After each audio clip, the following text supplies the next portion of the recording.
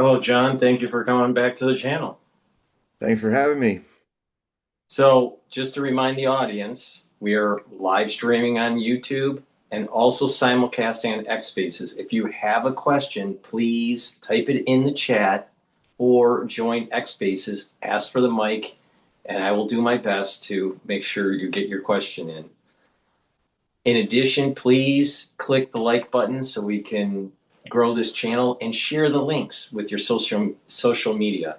In the description box, we have links that you can click that will take you to John's website and also to John's X page. Yeah, So please follow, which is subscribe. brand new, by the way. I finally got it caught up, and the as the website is still undergoing upgrades, you will see things much clearer in this new page than the older version that's not cell phone friendly. So, and it's amazing. Some of my articles have 10,000 readers already. So there's Great. 6,000, 8,000, 10,000. So leave some comments over in X too. I will answer all of them. Yes, this is an interactive show, so please ask questions. So, John, as I do some of the admin stuff behind the scenes, take it away. Okay, well, uh, yes, what do you, I'm a little stuck. We're just going to go ahead, or you want me to say? Yeah, no, no, Sorry, no, no, no. Go. Yeah, we're go ahead. beginning. Yeah, from the beginning. Take one. Okay. Boop. Uh, yeah, well, I'm since we did that show, one of the more important shows, 2 weeks ago on Sunday, the 14th, I think it was. Um, I have been expanding upon the whole issue of the shofar and the whole issue of Trump's relationship with Netanyahu and how things are coming to a head by doing a very expanded version of what happened with the history that looking at all the what I call now the one tap and two tap times that the shofar ended up not being blown because it was on the end of Friday at dusk of the Jewish New Year, Rosh Hashanah, uh, and so it cannot be blown because you can't do efforts and things like that, certain things you can't do on the Sabbath. So I have gone all the way back to the early 20th century, looking at the whole Zionist movement and seeing its destiny and its potential fall from the times when these double taps have happened. And I've even discovered some even more amazing things uh, that I had more time to discover concerning the synchronicity that has happened between these issues. And I think from what our little talk we had just before the show, Paul, I are definitely going to additionally look at how I'm already doing it in political and religious sense, but I'm going to bring in even more how these times, these kind of biblical times of travail, are also have their travails in the economy, in things that are directly impacting us, in the weather. Um, I mean, I have been watching climate change, global warming coming since 1973 as I'm fully aware of its coming back then when I was a teenager in high school in the Palos Verdes, Los Angeles area. And I am seeing things that I've just not seen before.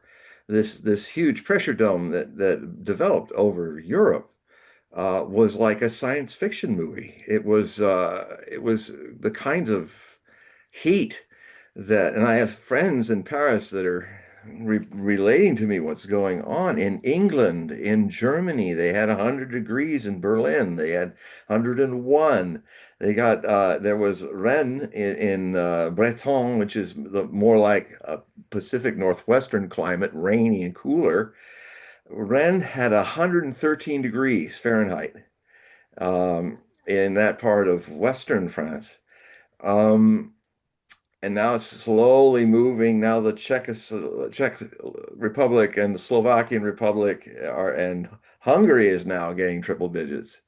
Uh, and then I went back and looked at when these triple digits had happened before, and some of them haven't happened since the 70s in some of these cities. Some of them have happened, like Hamburg had stuff like this happening in, maybe 10, 15 years ago. But the thing that we're talking about is that we're also talking about how certain things that in a prophetic sense indicate a sign of hard times or troubles is, for instance, the weird thing that's happened to the Mall Pond in Washington, D.C., how it is now clogged with algae. I don't remember a time in my entire life, which is getting a little long in the tooth now, I'm 70. I don't recall a time when there was this kind of a problem where the mall's famous pond is now getting algified and not being able to fix that. Now, it's interesting because Paul was talking about, the signs like the bloody Nile, which happened during Moses' time and the seven plagues. I guess Paul, you were saying that there's some future prophecies that are saying that's returning. No, no. What I was getting to the main point was is that the plagues represent a build up. One Okay. plague leads to another, that leads to another, Yeah. that leads Okay. to the ultimate conclusion of a society. But so I just find it I find it odd and reminiscent, almost. I want to use the word prophetic, but there's a rhyme to Mhm. what was happening in the Bible and the Yeah. times that we are in today, and that the algae represents an embarrassment to the Pharaoh. Yeah. Now, Trump has this almost Pharaoh-esque aspect, Very much right? so. So this If algae, only he could look like Yul Brynner. yeah, yeah. So this algae is somewhat the reflective pool is part of the memorial for Lincoln. It Yeah. also is representing the new birth of the country after the Civil War. And the 4th of July is coming, The Fourth of July. Yeah, 250-year milestone, and we got algae there. right. And So we got W World. We've got like bread and circuses on the back lawn of the White House. It didn't go very well. back in the WWF. biblical times, the Nile was the life force of agriculture for Egypt. Still is. Right. So when that turned to blood, not only did it hurt agriculture, but it also embarrassed, this whole societal structure of Yeah. Well, Egypt. it threatened it. It's Yeah, like, yeah, hey, Pharaoh, you pray to our gods, you pray to the gods, and then suddenly the Nile goes red. What's the matter with our gods? It threatens religion, threatens politics, everything. exactly. So it was the beginnings of a collapse of the society. Yep. So things rhyme in history, as you know. And prophecy. Right, right. So things rhyme. It's not perfect, but it rhymes, Yeah. and we can extrapolate out of that rhyme what potentially can be happening.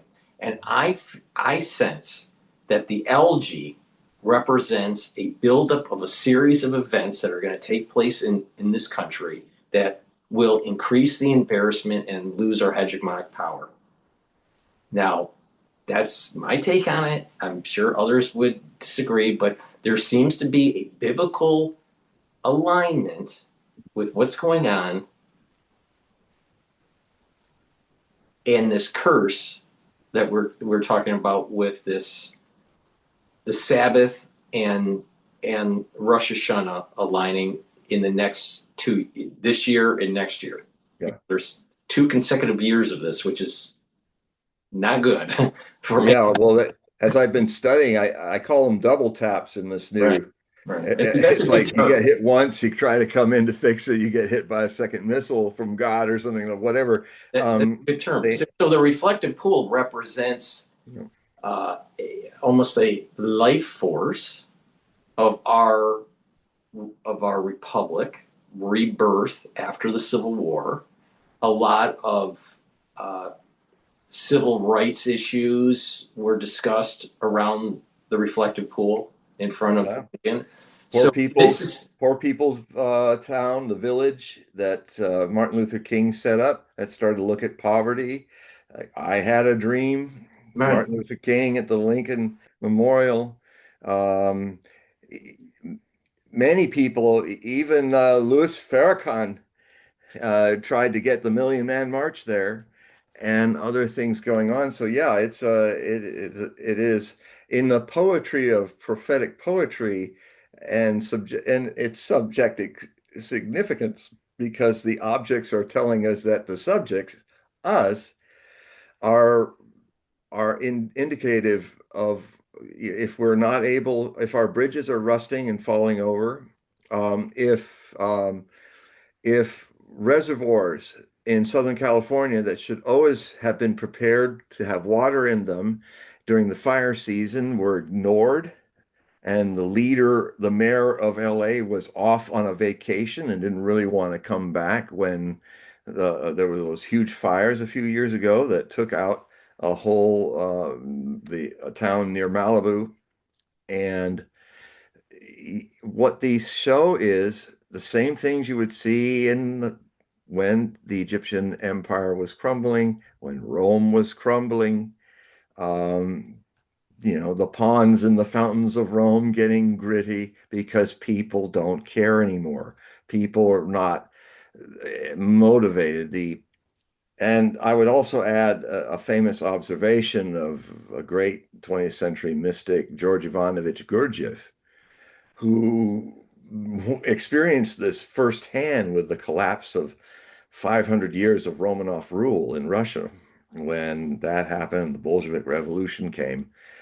He says there, and I'm paraphrasing, he would say, there comes for every once in a while, it happens to the common people of the world that they go through these cycles after many millennia. They go through these cycles where they feel unconsciously driven to destroy much of what was created over an era and just destroy it. Um, and this is, we're in that now. We've kind of been in it through the 20th century, and now it's coming to a head in the 21st century, early 21st century, where I see all the signs of it. You can give it a biblical angle to the ponds and the infrastructure not being properly taken care of. This whole idea that we're throwing money at our militaries. Now we want to put a $1.5 trillion budget, and our infrastructure is crumbling. And what's also happening with these failed adventures in the Middle East of the United States is the world is recognizing that we're not even a superpower anymore. We're a joke, and we're people who can't be reasoned with. We are a country. Our leaders are showing the world that we are a country that our writ on any contract, on any treaty, is worthless. And so it's not just Israel that's doing the same, and also in an end of cycle, maybe the Zionist cycle, and we're a part of it. We're sharing this debacle of military disasters. Iran is winning this war, and we just had a whole explosion of more violence because some of the ships were not following what Iran said they have to go through this certain process in the 60 days. We're 10 days into the 60-day part of the MOU, the agreement, memorandum of understanding, and basically Iran's been following. When Iran fired on those ships that were trying not to follow the rules, there's nothing in the in the memorandum of agreement that that says they were breaking it.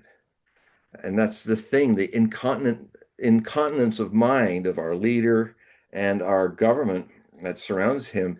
These idiots don't even know what they agreed to. They're not reading it, they're not absorbing it. And now there's been a big fight back and forth. Days have gone by, hundreds of weapons have been used, and tons of gallons of airplane fuel has been wasted. And we don't have a stockpile for this. Literally, if we keep doing this bit of fighting and then haranguing with treaties that go nowhere with the Iranians, and then bit of fighting again, we are literally weeks away from a crisis that there is not enough refined jet fuel. There's not enough. Our stock of strategic reserve, which has been draining, is now around 300 million barrels. It cannot go down to 150 million barrels without these huge salt mine caverns in the southern states. Three of them, I think, are where our strategic reserve of oil is put in. It can be put in a salt mine cavern because the salt doesn't interact with petroleum. But there's a problem. So here you got a big cave, and it's like this, and it should be around 700,000 barrels of oil. So it's usually all that oil is sustaining and supporting the architecture of all that salt that's a cave. But if you lower it past 150 million barrels, you actually compromise the salt cavern. It becomes the gravity, the oil's not there to help it hold itself up, and it could collapse, which means we may not have a place to put strategic reserves of oil anymore. So that's potentially happening. Our country runs on diesel for its trucks and its trains to ship all the goods and needs that we have. That is at threat now. Um, Trump kind of had a wake up and smell the brain cells you still have left moment when a few weeks back, 3 weeks back, I think, when he had the oil people sit him down and say, Mr. President, they were telling him what I'm telling you now. And he kind of woke up, and that's when he suddenly said, yeah, he did the deal with Iran. He actually surrendered everything to what Iran wanted, because in another month or two, we're going to not have enough oil and to run this engine of our economy. And it's probably the worst part is going to happen probably. We could probably stretch it out, but if we empty things out completely, it'll be right around the midterm elections that everything comes unglued. And so we're talking about this president, kind of for a moment there, certain brain cells were still working that were saying, oh, I'm done. I'm toast if that happens. And so but I knew he's so predictable in this way. I knew because I've been predicting his cognitive decline for years, that he would be the second one after Biden, who I also predicted for years, and nobody was really listening. And so what is now happening is that he is making this situation far worse. And so it's going to be a pretty volatile time. We are in an end of a cycle, a greater cycle than the United States. I mean, the United States had been. We've ended the first Pluto transit that I've talked about, which is a 248 years where Pluto transit all the zodiac. So it's a life cycle of the United States since the Declaration of Independence in 1776 to a transitional period where Pluto in astrology is moving related to the Earth and our position back and forth in our sky, which meant it did 7 passes back and forth, 27 degrees Capricorn, where the ruler of ages, Pluto, and cycles, was ending the age of the United States. The first age of the United States was ending and beginning again with revolutionary actions as it moves out of Capricorn into Aquarius, and accelerated by the return of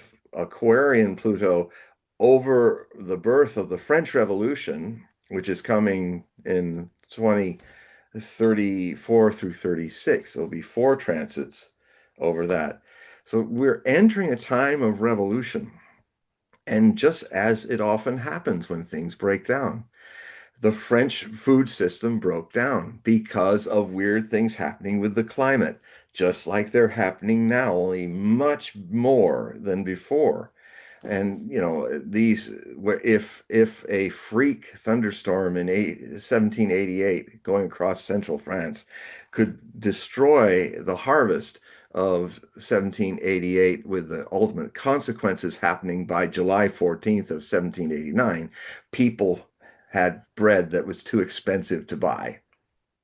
They rebelled, just like people rebelled across the Arab and North African Islamic world when in 2011, a huge monsoon freak band of thunderstorms absolutely flooded Pakistan for months in the Sindh.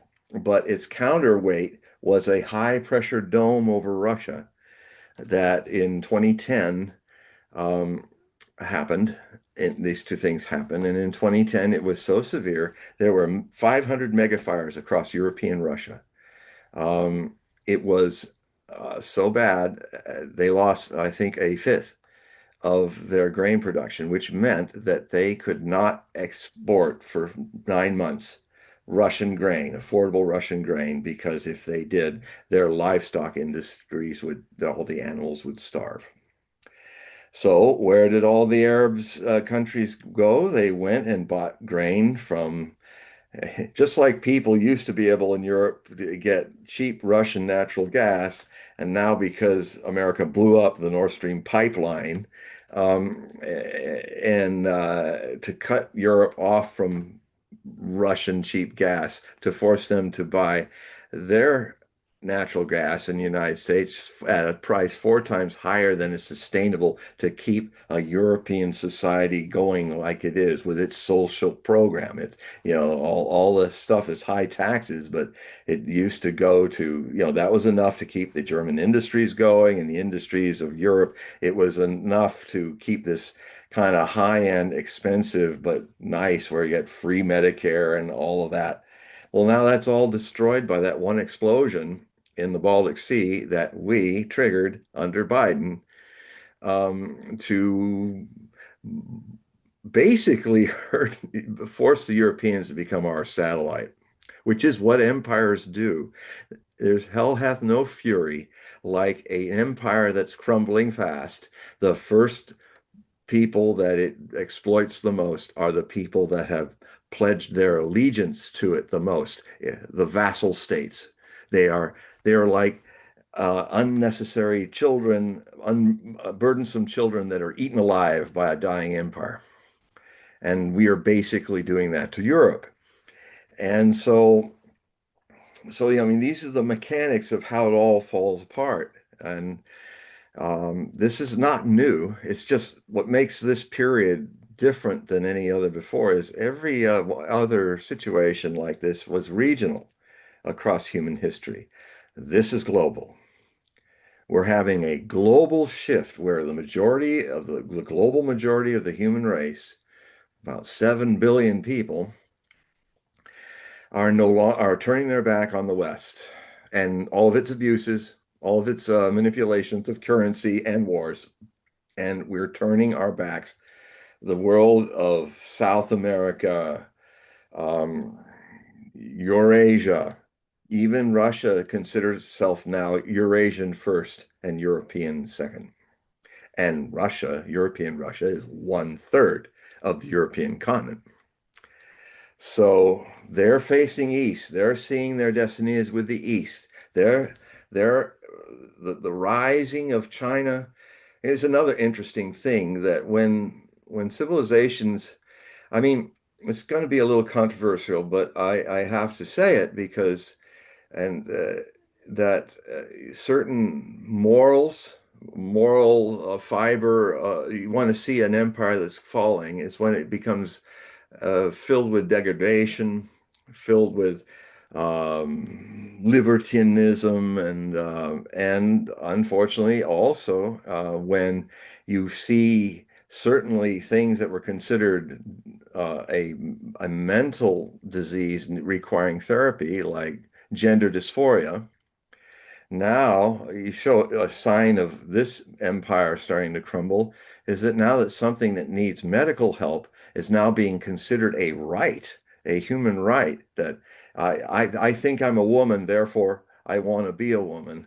And if I do a cosmic change through cutting up my body in a certain way, I can now be the woman that I believe I should be. Well, the problem with that is when I have debates with such people, I said, well, you do look like a woman now, but I imagine you still have a prostate gland, which means you cannot be a woman. Sorry. And let me say that Osho, my teacher, had some so for some hope for people who wish to experience being one gender after another. He foresaw in the future that he said what's currently going on is butchery and a farce, a very tragic farce. And I know because one of my best friends tragically made this choice to become a woman, and it destroyed his life. And I know a lot of you out there who've gone through this gender transformation. I can tell you from the people I know, and it's always suppressed by the pro-gender people, viciously suppressed, that the vast majority of people who've made this transition end up feeling it was the biggest mistake of my life. And so, because but it could very well be in the future. I'm writing a whole novel about this, about a couple, a man and a woman, who went so deep into each other as man and woman that in the future they could, on a genetic level, transform human beings. So within a period of time, they could literally make your prostate disappear and your ovaries reappear. You would truly transpose, transubstantiate, if you're a man into a woman or a woman into a man. That is in the future. But this when unfortunately when in the people the future look back at our times, they will say, oh, what a primitive and terrible thing. All these people disfiguring themselves just to put a facade of a gender change, a taking drugs to more hormones to reshape the throat and reshape your knee bones and all of that to sound and appear like a woman. But it's an act. You're not a man if you transition into one as a woman. You're not a woman if you do the same as a man. That will be coming, not in this lifetime, not maybe not for 1,000 years, but it will happen someday. But it will not be guided by gender dysphoria, by a psychological illness that where one wants not to be a certain person. I have great compassion for people who have this psychological disorder, but it's a sign of the end of a cycle of a civilization where people start to pretend that and make it legal that you have a right to butcher yourself and do such things. The other thing that comes up is that a I have, first off, I have to say, I have a lot of gay friends and I love them. And I would say that a lot of my male gay friends, I love them because unlike so many hetero males, they are so much more generous in their affection hugging and being lovely. And so there's always a natural space for that. There's always, I remember I was just talking about it that this is going in an interesting direction, but I remember experiencing the stage that happens around prepubescence, where and this is a natural stage where you go through a period of a homosexual appraisal of things. I remember as a child, I was looking at all my friends, the boys in my playing with, and I suddenly saw them like as if they would be naked, and I had this feeling I never had before, really stirred some first urge of sexuality. And it's actually quite natural. I'm sure a lot of you boys who coming to men have had that experience, similar with women. And for most people, that's a stage that happens before heterosexuality. But in some natural ways, some people don't have that stage. They move on from that homosexual reality. And I would say in that case, it's not a disease. Not a choice even. It's a reality. And so, but when it becomes this kind of out there hanging all over, strange and lots of, well, the society gets threatened. um, I used to live in Capitol Hill, in Seattle, and we had the gay pride experience. It just happened. I haven't lived there for a while, for about 26 years, but I lived 11 years in it, and I loved it. And I'm not gay, so it's like, but there will be pushes to force a reality on people that and then you're expected just to say, well, this is okay. Well, it isn't okay for a lot of hetero people, but that doesn't mean there has to be violence. It doesn't have to be forced. I mean, people should have the freedom to experience and make mistakes or not, living the way they are. So what I'm trying to say is, I'm trying to, because this is a delicate subject, is that there is in every end of a cycle of a civilization, one of the symptoms of it is that there's far more almost forced homosexuality. It's good. We all must be that way. Kind of forcing it upon the society, when if it was just left alone, it'd be just fine in the society. Now, I'm saying there's a fine balance with that, because some people have really persecuting gay people, and that's not right. But I gotta admit, it's happening again. Uh, Whether it's controversial or not, this is a sign of where certain, like, morals as we know them are going through a difficult patch where they're transitioning. And what is interesting, that's also happening with the rising powers of the world, the global majority, is that you will find, and maybe they're too suppressive with it, but this reality is reality. The new and rising parts of the world tend to solidify their respect of their morality and traditions. Russia is doing that. China is doing that. Where the societies that are declining are kind of unraveling, for better and worse, unraveling their ideas of what is moral and what is right and wrong and how people should behave. And and the West is definitely going through that, and Eurasia and South America and all that is wanting to uphold their religions, their faiths, their things. Um, and so they're on the upswing of that. And you know what? We did the same thing when America was rising. That it was about mom, dad, family, the family as the structure, going to church, going to synagogue. That was really in place. Now that's all kind of unraveling. So I'm sure I freaked out a lot of people just now, but you know what? It's good to get freaked a little. You wanted to get freaked a little bit here. All right, so I went into Grok, did a little experiment again, Yeah. and I took a look at what verses come close to 8647. All right, And what is 8647? 80. I thought 8647 was the number that the liberals are mentioning to assassinate Trump,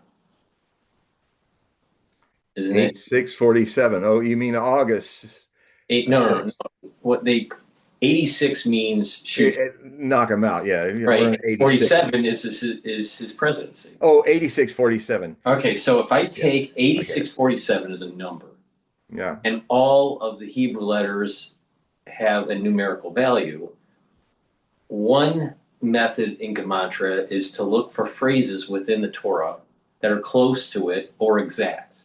Oh boy. Now, this is a large number, so it's hard to get an exact count. So Grok found four phrases or sections of the Torah that are close. All right. This is kind of freaky. The closest one is Exodus 32, chapter 32, verse 15 through 35. And that's when Moses comes down with the tablets and smashes them, and also dealing with the golden calf punishment. Oh boy. All right. The next closest one, talking about the first plague and the blood, Ah. and following short plague descriptions. That section in the Torah, which we had that conversation We earlier did. in the I video can see I because just of the got some more work green to algae. do. Green algae represents the blood, right? Okay. Yeah. All right. The next closest one, Noah's righteousness and the building of the ark and the early flood. So this goes with the climate change. And rebuilding an ark to preserve something. And the fourth one that comes closest to 8647, Yom Kippur service dealing with the scapegoat ritual. The That's scapegoat ritual. right. So there are two, I think they're uh, goats that are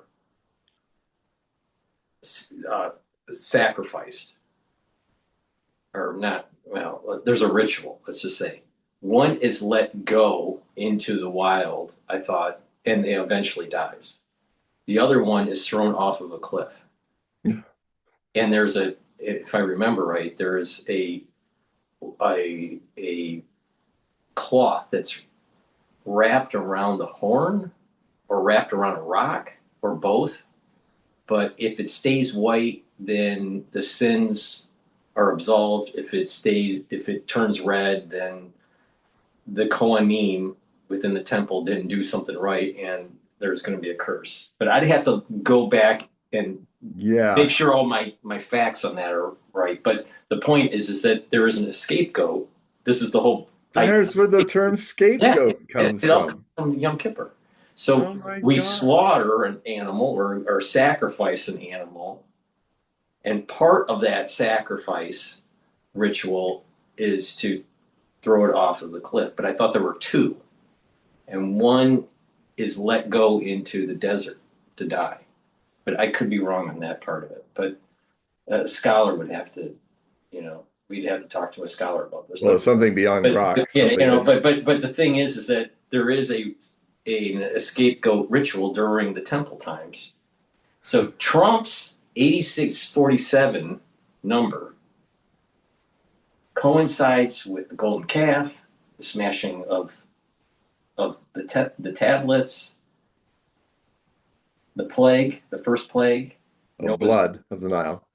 and the scapegoat. And I'll tell you, when you all right, so that's eight. All right, now it gets even weirder. Okay, so what about Trump or Donald Trump in Gematria? All right. The closest we can get with Trump, just the number Just those four, the 720. TRUMP. Right. So if you take the Hebrew version of that, it adds up to 729. The closest one is the binding of Isaac. All right. The next one is the Lord God of Israel, and the next phrase is dealing with the eternal covenant with Noah and Abraham. Then, if you take a look at Donald Trump, that equals to 845, and that will give you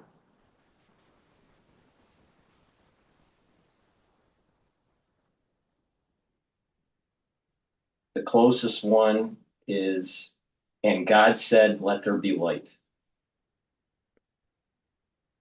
Hmm. Now, what is the probability of a guy like Trump getting to become president and Yeah. literally his gematria is "Let there be light"? And Well, I don't see this as a positive thing. I see this as a negative thing because of potential nuclear war.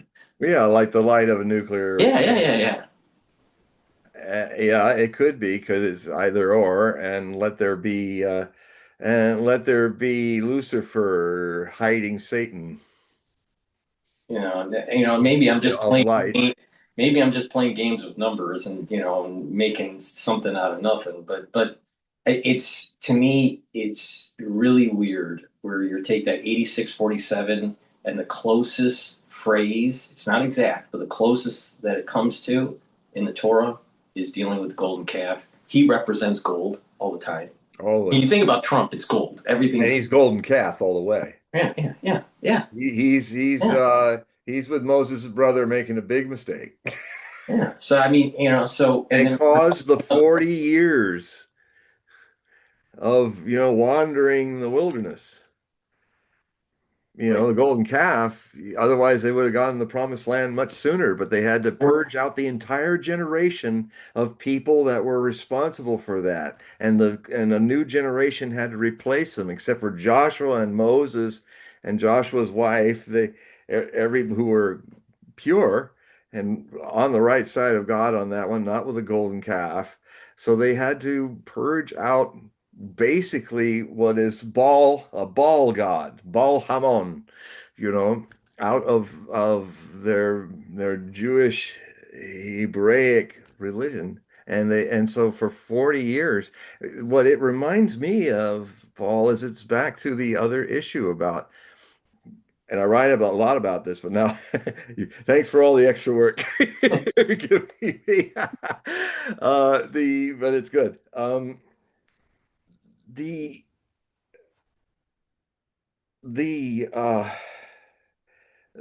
there's this process that's happening, and we've gone over this theme before, and I've talked to Ariel Zadok about it, and that long story short, this thing in 1948, this thing that Herzl and the Zionist movement, this path of Zionism taking Jewish civilization back into Palestine the way they did is not the way it was supposed to happen. And it will be punished. And it could require another diaspora. My God, already 1 million citizens of Israel have left. I mean, one of the reasons why the ones that remain seem to have 70, 80% support of Ben Gvir and all these monsters and Netanyahu are monstrous genocidal people, is because of a lot of the Jews that can't walk that path with their neighbors have left. Have already left. The diaspora is already on. At least 1 million Israeli citizens are never coming back. So, so it means a retribution is coming. A Babylon, it's coming, and the whole thing the Torah, as I understand it, talks about is that we were talking about that. Let's see, what's that phrase? I always have it here. The 215 years From now, there's a better time where the people of God will be invited to come back into the promised land. This time in 48 was a rape and pillage and a conquest about people that deep down Zionists, scratch a Zionist, and you've got a Bolshevik atheist.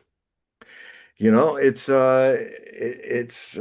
like a communist Hebrew. Well, another way to look at 8647 is that 47 years with the conflict with Iran since the Yes, this has been 47 all years. right, It's so true. 86 could be war with this duration. And in Kabbalah, 47 is dead man walking. Oh, interesting. Somebody who doesn't have somebody, there's other issues of it, but 47, now that he's no longer 46, I've written a lot about this. 47 means he's kind of like he's not there. He's a man without a soul. He's a man that's not able to communicate because he's cognitively declining. A shell of a man walking, it can also mean. But then again, as Trump is a strange medium that he is, sometimes Trump will say things that are absolutely brilliant, but it's almost like he's a channel of somebody else. Um, so it's like a zombie president would be probably a better English way to zombie president walking, a guy that is not really in control of his cabinet, who is a slave of the whim of the opinions of others. And he might have moments like he did getting the message from the oil people that this was going to be a disaster for the United States coming in the world. And it would be he wouldn't finish his term as president. If this thing happens, he'll be thrown out, and then he'll probably be put in jail, and all of his family will be put in jail too, because it's going to turn over to the Democrats. And frankly, I look at the Democrats as being as worthless politically in America as the Labor Party is in Britain. I mean, they dropped the Conservative Party. It's kind of a parallel what happened a few years back when the Conservative Party imploded and pretty much was out of power. And all that was left was Keir Starmer and the Labour Party, which is useless. And then there's this kind of thing coming up with Reform Party of that could happen. But when I look at this election, I'm starting to now get kind of feelings about this midterm election, and I sometimes wonder if, despite all this mess, that actually Republicans do better than anybody, including myself, think they will do, because everybody's attention will be on this is what you get. Yeah, conservatives made a mess. You want Keir Starmer? You want a U.S. Keir Starmer party? And he's just an idiot that just finally got kicked out by his own party. I mean, the mediocrity on the side of, I mean, a lot of the younger people from Gen Z that like to vote Democrat that voted for Trump, they're very disappointed with Trump and they have a right to be. But are you going to go back to, uh, Mayor Gruesome?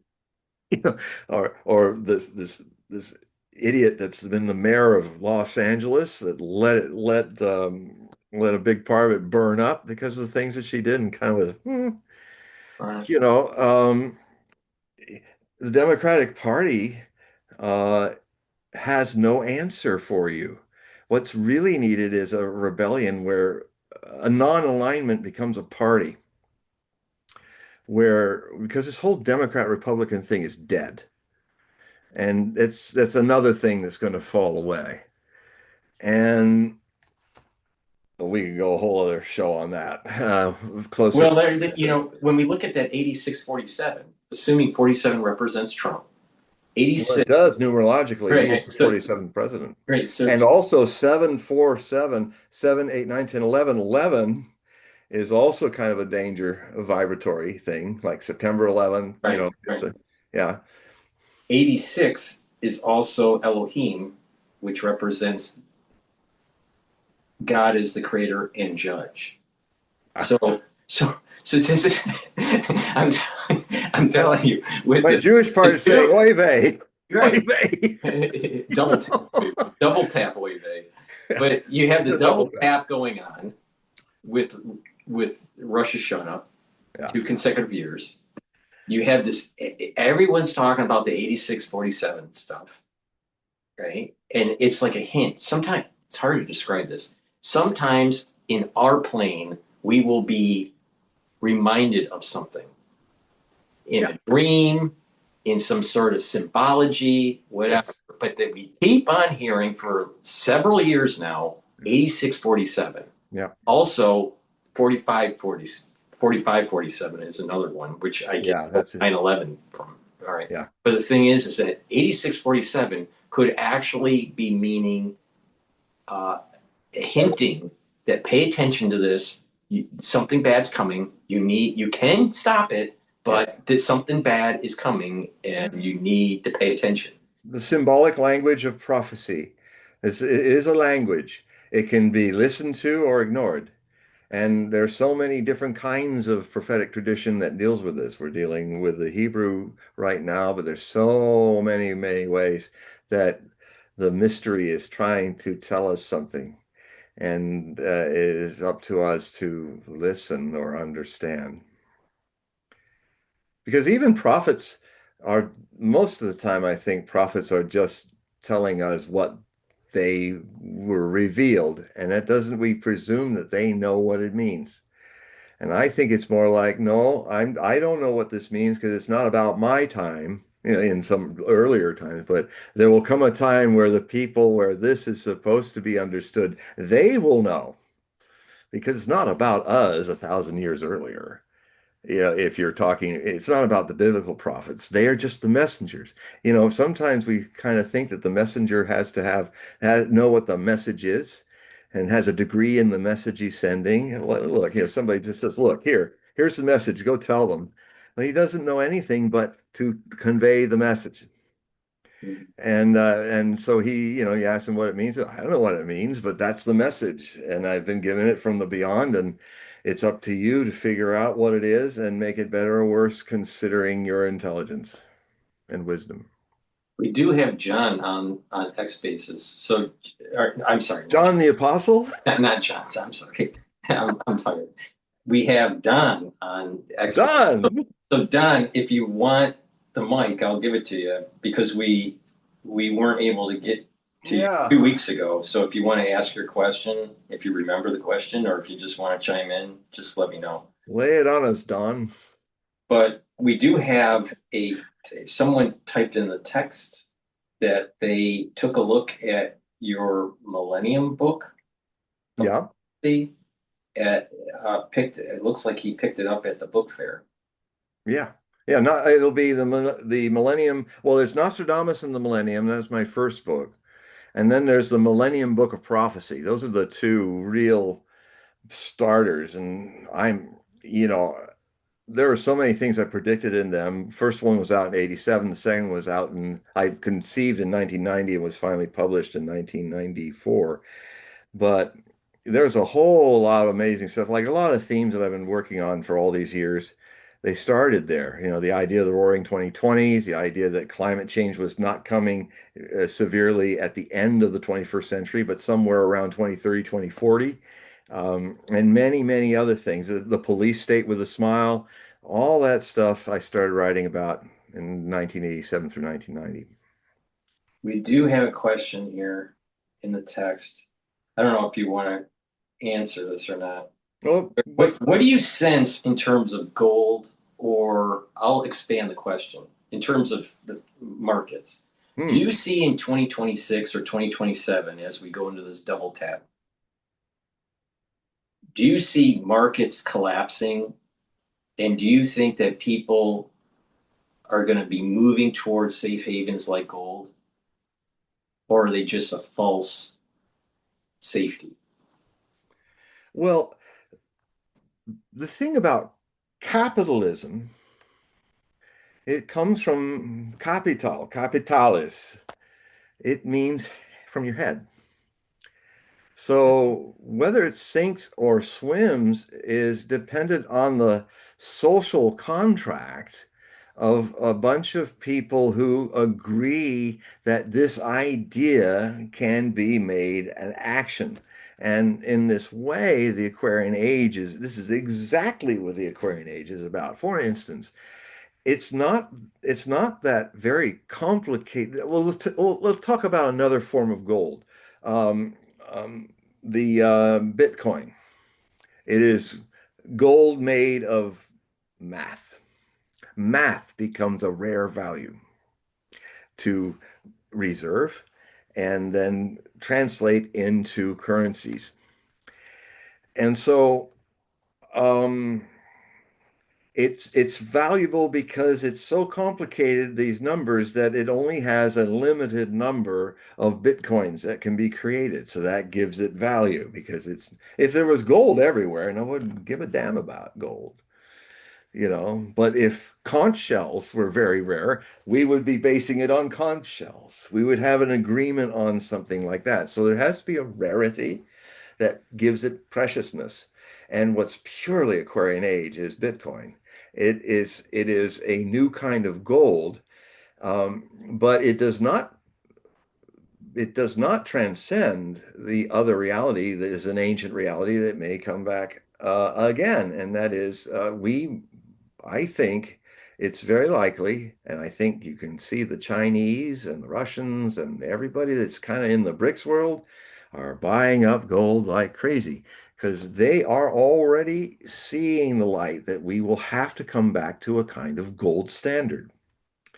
Now, and so it's always possible in times of chaos that the things that not only do structures that control things break down, but sometimes that frees them up. So it's possible that gold will finally be gold is like being sat on by a certain system of carnival casino buying and selling called the stock market, which is and the biggest mistake that Bill Clinton made was when he took away the wall that FDR made between Glass-Steagall, the wall between the fake economy that's a carnival economy and real things and things that are built and things that are made of real things like gold.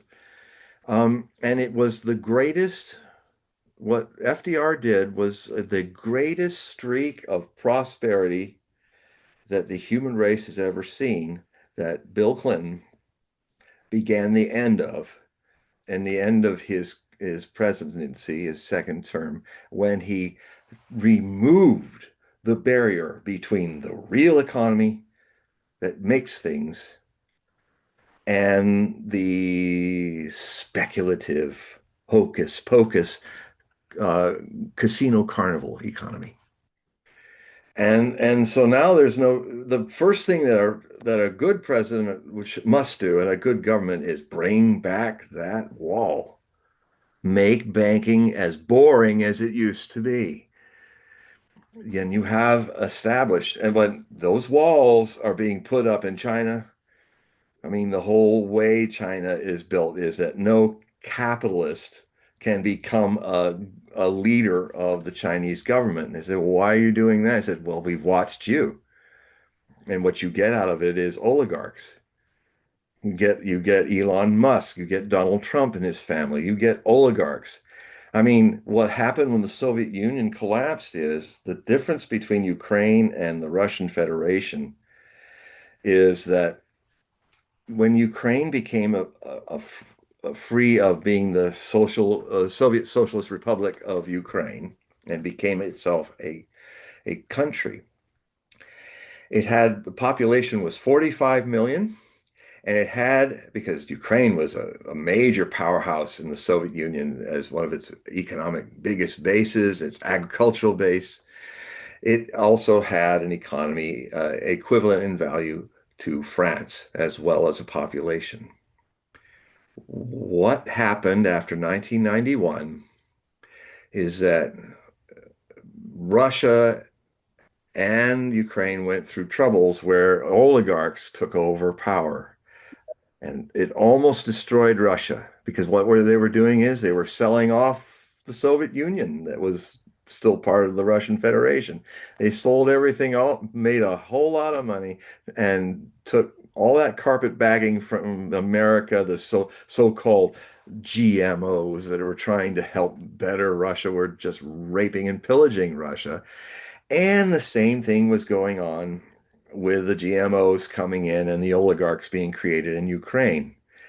But the difference is one man, and it made the whole difference for the future society and where we're going.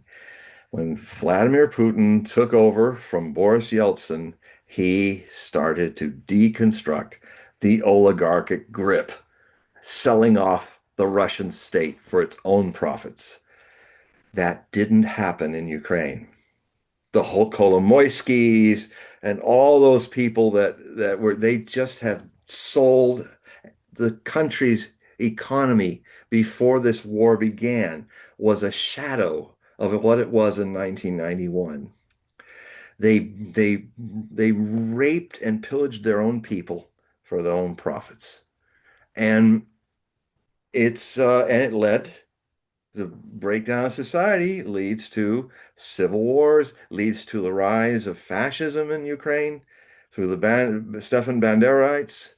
I just learned that there, there's the belief that there are three kinds of Ukrainians. This is what was said by Poroshenko, who used to be a great TV host in Ukraine, but because she's Russian Ukrainian, even though she speaks perfect Ukrainian. There's this whole thing as, you're from Mykolaiv? That makes you a third-rate Ukrainian. That means you're a Russian-speaking Ukrainian. And then the other people there, you come from the central state, the oblasts of Ukraine. Oh, you're a second stage Ukrainian. A little too much Russian still in you, but there's a little more of the pure blood of Ukrainians. But if to be a first-rate Ukrainian, to be a part of the master Slava Ukraina race, you come from Lvov, you come from the West, because your blood is pure. The Mongols didn't mix with you, which is utterly false. It mixed with everybody when Kievan Rus was destroyed, and Novgorod Rus was a vassal of Mongolia. Um, and so this whole racial three-tiered situation on top of the abject corruption and of oligarchs running, Russia was going in the same direction, and Putin stopped that. Ukraine is now suffering the consequences, and it will. Now there's not even 20 million people in Ukraine, and right now even more people are leaving. They're having to go out and all these gangs are going out beating men up and dragging them into the army. You can't win a war if the people, and if you look at most of the soldiers of Ukraine, they're 40 and higher. Ukraine has even worse demographic decline than Russia is fighting with. And so it's very sad. It's a tragedy because I'm part Ukrainian as well, and Ukrainian Jew, and it's a tragedy for Ukraine. So I'll stop. All right, Don, you have the mic, so you can ask your question or comment. Yeah, there's the one thing that's interesting is that I find, and I guess trying to get your perspective because I'm trying to think through this. A lot of conversations going on about retracing conversations going back to the birth of this country regarding what is liberty, and some of the conversations that I'm seeing. Especially, I found out there was an Epstein article in which Epstein was interested as well and was working with a philosopher on being versus becoming. And I find this kind of relevant because I think people like the Santa Fe Institute were exploring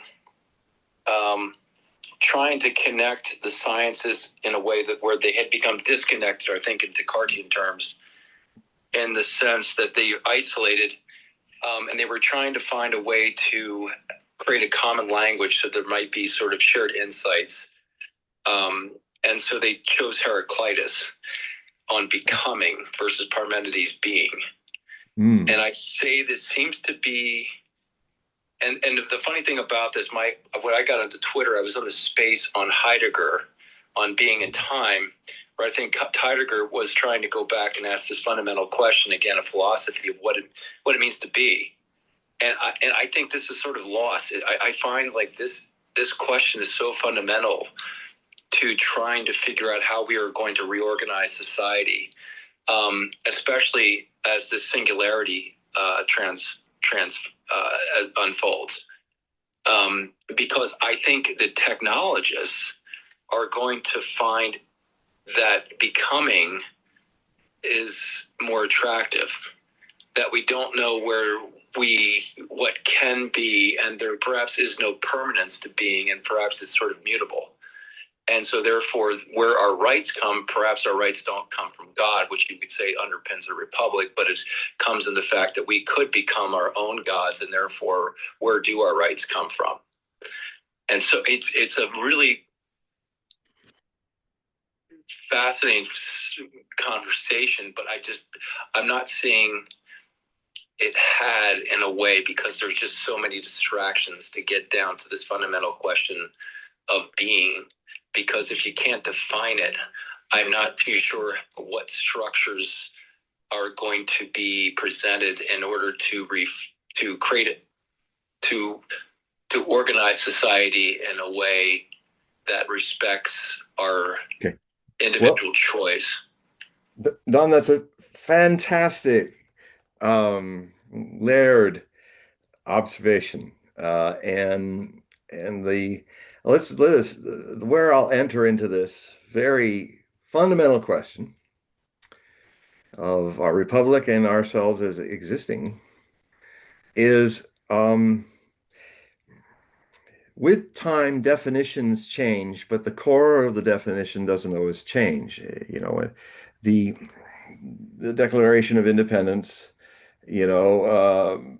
said, goes right out and says, or I think it's the beginning of the Constitution, correct me if I'm wrong, but it just declares this, this need to have a God, a being involved in a republic. Now, that doesn't just mean, God means a lot of different things to a lot of the Americans of many religions and experiences. To me, as a neo-Sannyasin, disciple of Osho, who lived in a commune in Oregon where we, like the Hutterites or the Amish or others, were a sect of a religious group, my experience of being is the source of godliness. That there must be godliness as a sort that would then help become active as a republic. So, so that ultimate truth, which some religions personify as God, and some more atheistically bent religions like Buddhism and Zen and other things, they see the personification as an impediment to the immediate connection of being free of a person, but a source of people rather than the ultimate person, God. And this is why I call myself a luminous atheist. In the Zen and Buddhist way of looking at things, that the debate can happen, you see, but the republic doesn't have to sit on and criticize a person's feeling that God as a person, as a divine being, is separate or not, is a problem, because that, if we can all agree in that the being, that source, whatever you want to call it God, call it love, call it, but if the source has, because it will in the world of forms, the source is not of time, but we find ourselves as part of being thrust in who that never is born and never dies, by the way. We find ourselves visiting this world that is the creation of the God or the godliness, that is this vast creation, as they say in the Hindu world, a great play, a lila, that the whole thing is all the world's a stage, and we are the actors playing our roles into it, to murder poor Shakespeare's line from Hamlet. But Yeah, life is but a poor player that struts and acts as, what is it? It's upon the stage and then it's heard no more. It's, yeah. yes, that's a rather that's it. But yes, but the so I think what's important in the future of Republic is to get it clear that people will define that mystery source of that eternal light that is timeless, never born, never dies. Whether there's a religion that requires one take steps and then have a judgment and then be one with that source, whether it's Emmanuel or Jesus coming back um, or it's Kalki in the Hindus, or it's Maitreya of the Buddhists. Um, but the problem between those who wish to be and those who are into becoming, frankly, I'd say Heraclitus is the one who's into being more than becoming. I've just read his fragments that have survived the tests of time. That Osho did a whole discourse on it. He's my favorite Greek philosopher. Um, and he's very much sounds like if he was speaking that stuff in the Buddhist lands, he would be considered a Buddha, an awakened one. Um, so he's very unusual for him. They called him Heraclitus the Dark because it was very hard for the Aristotelian Greek point of view of things to really grasp what he was trying to say. But when you read it, if you're immersed into the scriptures of the rishis and the Hindus and the Buddhists and the Jains and all, it's like, oh yeah, okay. He must be a reincarnated rishi that ended up in Athens, in those days, speaking the ways of the rishis. And so, so basically,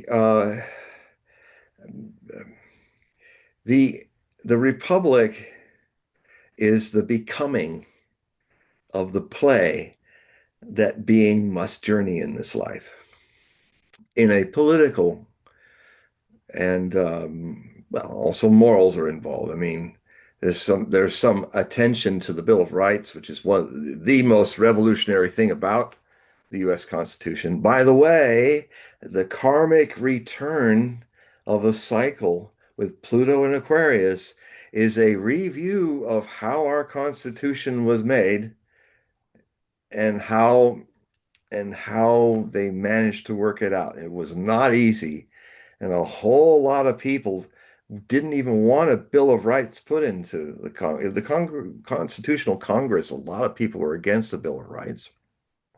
A lot of people were against the First Amendment.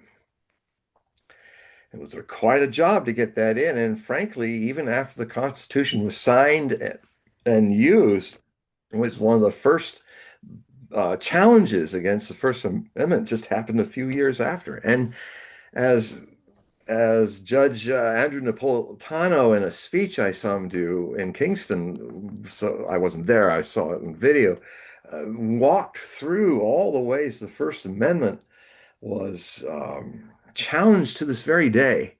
So, this is something so dynamic and interesting in our political process in this country, which needs a renewal, a second American Revolution, and a renewal of the Constitution, perhaps. And that's also possible. So there's so many things I could get into, and I think you laid it out so beautifully, but I try to answer in an atomic sense your question for now, with this coming back later in other parts of it. But it being has to be, everybody has to respect this divine source, whether they are into atheism or theism, whether they make a person out of it or not, an isness. That source, then the becoming is the labor in the play, in the part of God's or godliness's creation that makes forms, that makes them, to make forms require you make time. Mhm. The being does not live in time, is free of time. In fact, the being, the no mind fullness, is even free of existing or not existing. It's beyond even that. But if it comes visiting in a form and a group of people to make a republic, then it has to have a it has to have an appreciation of how becoming will cloak over that being many different identities, but that should be respected. That people who want to go to church to pray to an image of the Virgin Mary, or those who want to just sit in a Zen position and being just praying to nobody but thisness, that they have a right and an obligation as a part of a republic to respect the rights and freedoms of people to find their own path as source born into becoming, which will be an ending at the end of their lives and going back to source. And I disagree with all kinds of religions, but I would absolutely fight for their being left alone and not suppressed. People people, that's something that has to happen. Uh, anyway. Let me put wait, hold on, done. Wait. So let me just put my 2 cents into this Yep. really quick. Yep. From a Kabbalistic point of view, looking at Chachma and Bina, Chachma, wisdom, Bina, understanding. And when you dive into that, Chachma is becoming something like a thought, but it's not spoken. Speaking of a thought is being. Yeah. Becoming is the thought. So Chachma is becoming. Bina is being, because you've actualized. Now, also, yeah, but let me just interject so you understand where I'm coming from. Mine is a deeper layer, I would say, is who is doing the Chachma. Oh, well, the God. And so, but I would respect because that. the Chachma is connected to GETTR, and GETTR is this source that we can't fully touch. Because you can't. It's the original face of the Zen. Right. You never see the original face because you are the face. But here's the confusion that happens with atheism and deists, if you want, or individuals that are tied to some sort of religion. Is that they mix this up. They mix up Chachma and Bina and don't even understand the Keter part of this. All right. So that's the Kabbalistic way to describe it. Now, bring it down to this level. Our Declaration of Independence and our Constitution, it is reminiscent of Chachma and Bina.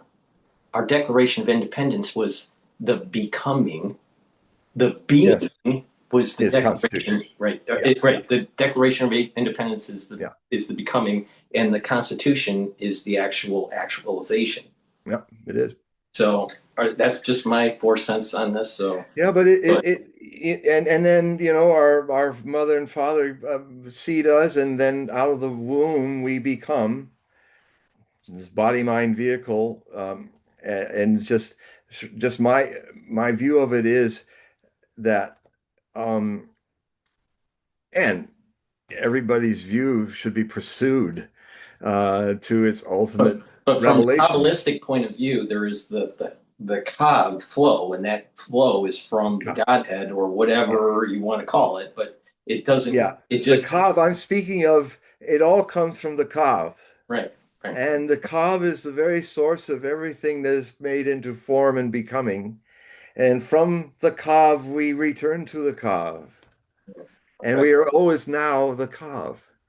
And I would just simply say that in in the paths of self-observation, and it's always the self is being observed to see that which is the source of the self, and anything that is seen in the observation before it cannot be. The Kav is what the Zen masters called the original face, the face that you never see, because if you can see it, it's false.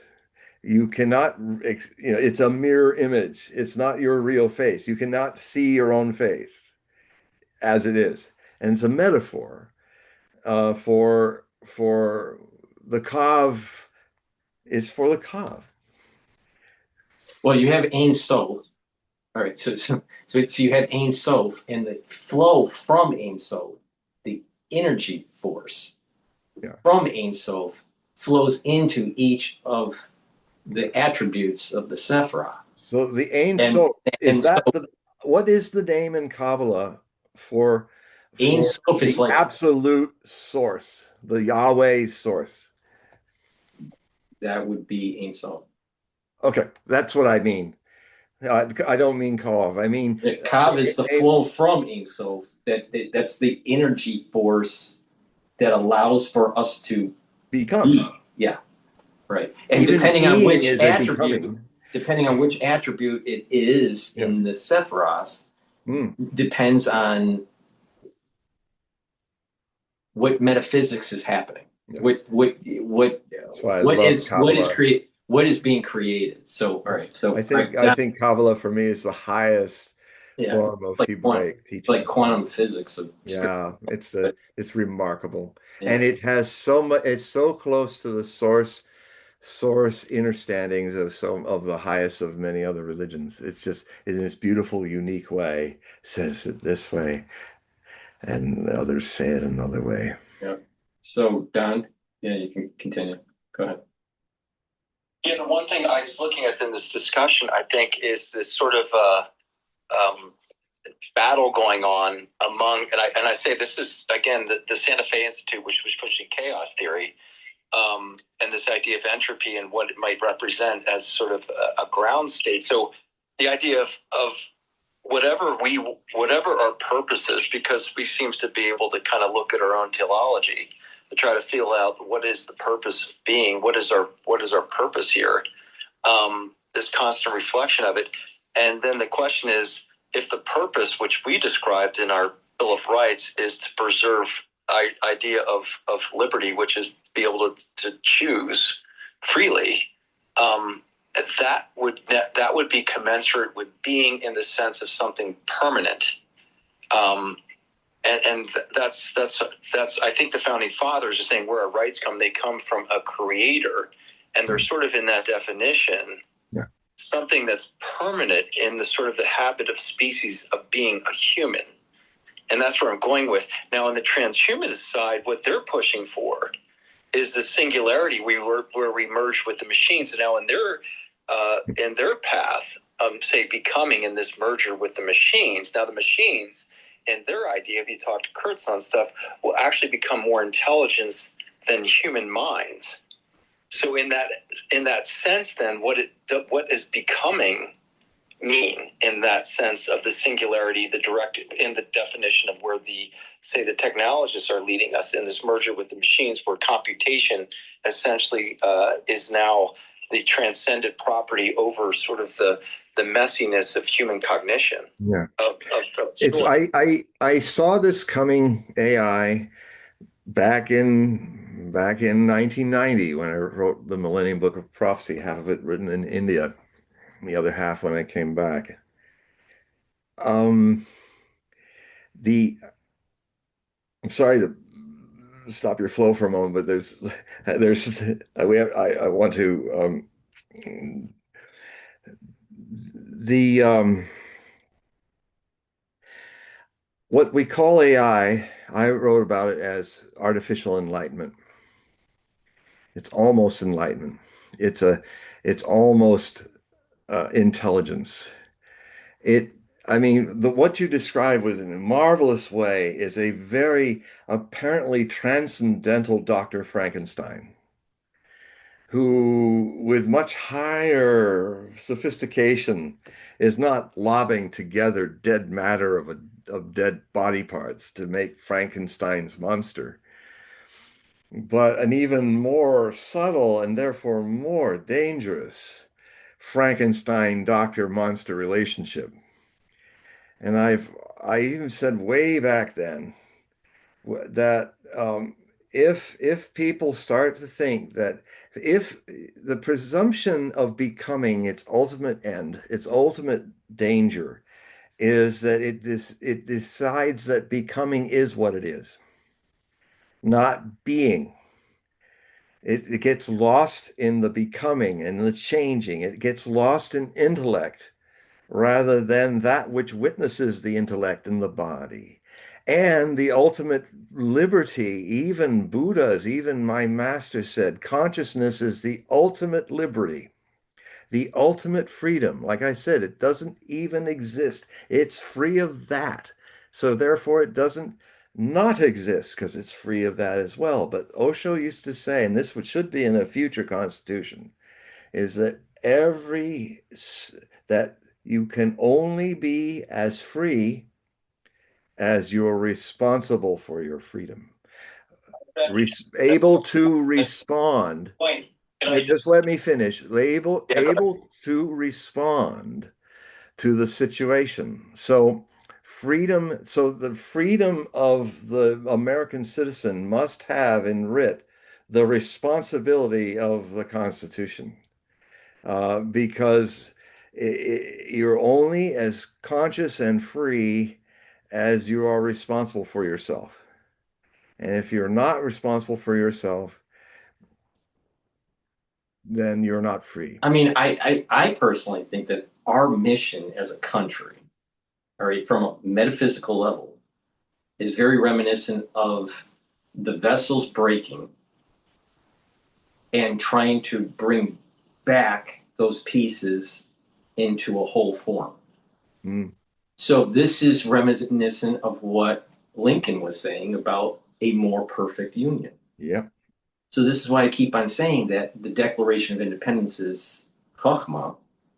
Bina is actually the Constitution, our Bill of Rights, and all the struggle that we have had is trying to make this perfect union, bringing up the pieces of the vessels to create this more perfect union. So now to get to something that's a little bit more understanding, other than this metaphysical concept that I have here, is that you have you are the problem with the artificial intelligence and the Kurzweil singularities issue is this, that they don't subscribe to the idea of Kav coming from Ein Sof. They believe that they are Ein Sof. Yeah, this is egoism at its worst. In the Sefer Yetzirah, it states 10, not 9, and 10, not 11. Meaning, this is a kind of a poetic way of meaning, there isn't the taking God out of the equation, nor should you put yourself as God into the equation. Yeah, because so the Singularity Institute and these individuals that are pushing what Kurzweil's pushing, and there's a lot of them, especially in the private equity and the VC world in California. Yeah. They're just wrong from a metaphysical level here. And so we're not being. So I suspect that if we get so close that there's going to be a merger between man and machine to the point where we're no longer a human being and we're a new species, there's probably going to be some sort of truncation of that technology. There's Well, yeah, there's I going to be mean, some sort of force, it, some sort of war, or some sort of yeah, thing that prevents that from happening. like Frank Herbert and the machines, and when everybody rebelled against the machines, it's the So, problem is the fundamental thing of the singularists is that they are pure ego. They can't see that their ego is also a becoming. They think the ego is that center that they I'm have talking about. It is ego, not. and they have a God complex. Yeah, which Combination. means the They ultimate want to be ego is an God. ego who thinks I'm God Yeah. and you are not. And therefore I will dictate how, and some of these people are even writing their own Mein Kampfs right now that are pretty disgusting and terrifying. These people are psychotic. As was Dr. Frankenstein. Right. So if we hold the idea of this concept that there was a creation, there were days, whatever that means, of creation and a rest period, and there are laws to prevent the crossing over of species. There are laws of certain plants can only be planted, so many feet away with another type of plant to prevent cross fertilization, right? There there will be a point where the scholars are going to say what you're doing with machine and man is antithetical to biblical teaching, and therefore, if we're going to be wise, we're going to have to truncate this type of development. Yeah. The Leela is source to the being, the play. But when one forgets the source and thinks they are the play, then they want to master the play Yeah. and make it in their own image, When I in was their own image, yeah, and it doesn't work. It is I have said there since the 90s, I've been saying there are three great dangers that are faced and challenges that are faced before us in this 21st century. The first two are not as dangerous as the third. The first is the thermonuclear war that could even nearly destroy the human race. We can survive that. It's the even greater danger is the sixth mass extinction that is heating up the planet. We can adapt to that. But if we think that our ego is the center, which is a more subtle becoming, then we are denying our divine spark and we will be destroying ourselves. now to get back to what Don was saying about the Santa Fe Institute, Yeah. they had a lot of research, especially in emergence and complexity science. Mm. I even cited it in my dissertation. But the thing is that the idea of emergence, but that doesn't necessarily mean that emergence has to be in a godless environment.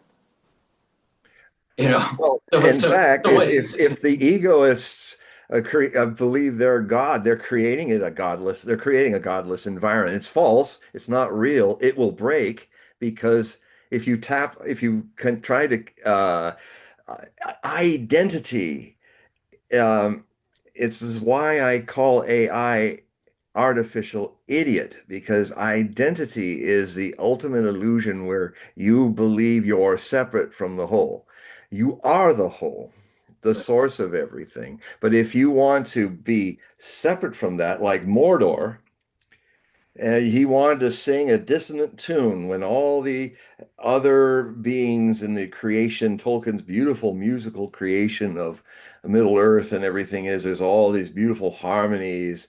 And then here's Melchior who wants to stand out of the flow and makes these dissonances to the point when finally the Einar had to be silent and they spread out and just started creating things in that way. So in a way, Tolkien is saying, and God created Lucifer, and Lucifer became ego. yeah, no, for sure. You know? I think there's similarities to what Tolkien's saying that's actually written in the Zohar. But the thing is that when the Jews went into Egypt, into Golis, because of the famine, we're talking about Jacob now, Mhm. and he brings his 70 plus whatever, and eventually, they're living in Egypt and they become enslaved. What does Egypt represent? Egypt represented an empire of that time period. They had probably a technology that we don't fully understand. Yeah. But the thing is that at the point I'm making here, to dovetail into what Don's saying, is that going into Egypt led to slavery. Going into technology, going into this idea of, well, the gods, plural, are going to take care of you, and there is some sort of human manifestation of it. Yeah. It led to slavery and hardship. Yeah. That's what the singularity is going to do. And at the very beginning, it looks fine. Oh, Jacob's going in. He's going to be able to have food. He's going to be able to have feed for his crop for his livestock. Everything's going to be okay. But over time, generation after generation, it became worse and worse and worse until something happened where the Godhead decided to destroy that empire. That's what's going to happen with the singularity. If we, as a human race, we as a country allow for the singularity to happen, all right, there will be a time where there will be tyranny, and that tyranny will last for several generations, up to the point where there will be some event that is biblical that destroys that, and we will be freed again. But to say that what Kurzweil and the singularity is the end all and the correct path, no, that path will lead to slavery. Well, in its very terms, We'll have to have another Magna Carta and Declaration of Independence from Kurzweil. That's right. And it's very much a very Aquarian Age struggle, because this is the darkest potential of the Aquarian Age, what we're talking about here. A police state with a smile that isn't even real. And the reason why Kurzweil is the way he is, and he's done videos about this, so it's not my opinion, he said it, all right? He has a problem with accepting the fact that he's going to die, and he has a problem accepting the fact that his father died early. So this is a psychological issue that, because he's so smart and so many people followed him for the decades in artificial intelligence, that we're literally creating a slave state. Dr. Frankenstein. It's being financed by Wall Street. Yeah, Dr. Frankenstein thought he was on to something. He just was not aware of his pride and ego. Even singularity it reveals where this really is at. To be single is to be apart from the whole. What he could see in the death of people he loved and needed is that he could only see the form as real. He could not see the eternity that these forms came from and go back into. And therefore he created this religion of singularity. The single is like, yes, there's this single body before you right here, but this single body, anything that is single will die. And if you cannot see deeper, then that is the ego dying with it. And if the ego wants to take over the world, it will destroy it. I've bumped into a lot of VCs from California. I've bumped into a lot of VCs that are tied to Harvard. All right. Almost every single one of them that's tied into funding artificial intelligence has this mentality. They believe in communism, and they believe in this idea of that the body is like something that we should shed and we should merge with the machine. Yeah, they're materialists. They want to make a ton of money on it. Well, of course, that's material, and they're into material. Yeah. And Paul, look how right now, if you look at who's head of Meta? Zuckerberg, yeah. look how he's being basically pushed into the UFC now. He's been a very unattractive person in terms of what happened, obviously with his, with Facebook, say, manipulation. I never forgive him for shadow banning me. Right. Yeah. So look there, now he's basically now at the UFC fight on the lawn of the White House, and he's interacting with the fighters. They're trying to reinvigorate. They're trying to reestablish a new identity for him, because I think what we're moving into now is the metaverse. So if we're talking now about just the material world, but really the next phase of where we're moving into, I call Fernansky, is the noosphere. That's the next battle of digital rights, about basically where you will basically be able to experiencing anything that you want. But the question is, are you experiencing it on your own terms, or is the experience being directed by something other than that you're unaware of? This debate is on. There's already certain laws that are being considered right now about that, where it's not enough for these people to imprison your body, mind, but they want to imprison. They're the thought police. And there's a reason why these individuals like Zuckerberg and Larry fascism. Ellison and all these big tech billionaires, and now we're going to have a trillionaire. But the thing is that the billionaires, there's a reason why they have to buy an island and have a compound that's underground, because they're afraid of an uprising. Yeah. Well, and Paul, this is where I was going with this, because again, I think I came in Europe with a bioweapons, development program, right. And I think the thing that to me seems to be moving at a pace in which nothing, you can't quite understand who's directing it. If we truly are allowing the technology to basically move at a pace undirected by any type of oversight by being, then therefore, they are coming perhaps with answers from the simulations that would direct them in a way that's saying, we're going to be developing technologies in which these energy density systems that we're developing, you could put something in the backyard of your neighbor, of a normal household, but at the same time, it could blow up the entire community. Right. So the question is, what is going to be overseeing the decision making of that person that now has access to the technology, and I, what I hear from John, which I agree with, you either go towards this radical individualism, which the individual will be constantly monitoring his own internal decision making to his make own tyrant. Or you give it up to sort of the centralized, and that's why I think Peter Thiel is talking about the Antichrist, because he says it's a system. It's not necessarily a person. He is the Antichrist. Yeah.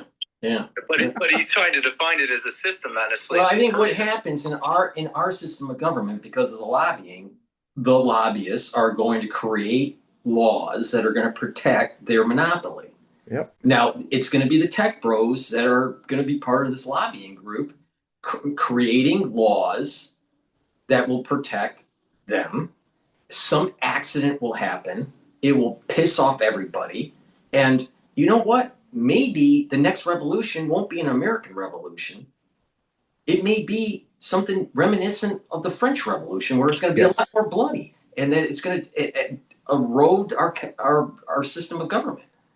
Yeah, it's going to be French. And the thing to understand is that the American Revolution was kind of the incubator, but it was the French Revolution that exploded revolution for a century across the world. The revolution, the igniter of a lot of change, and it even did it through very strange ways, like the earliest modern fascist using the fascia imperial Roman kind of world was Napoleon Bonaparte.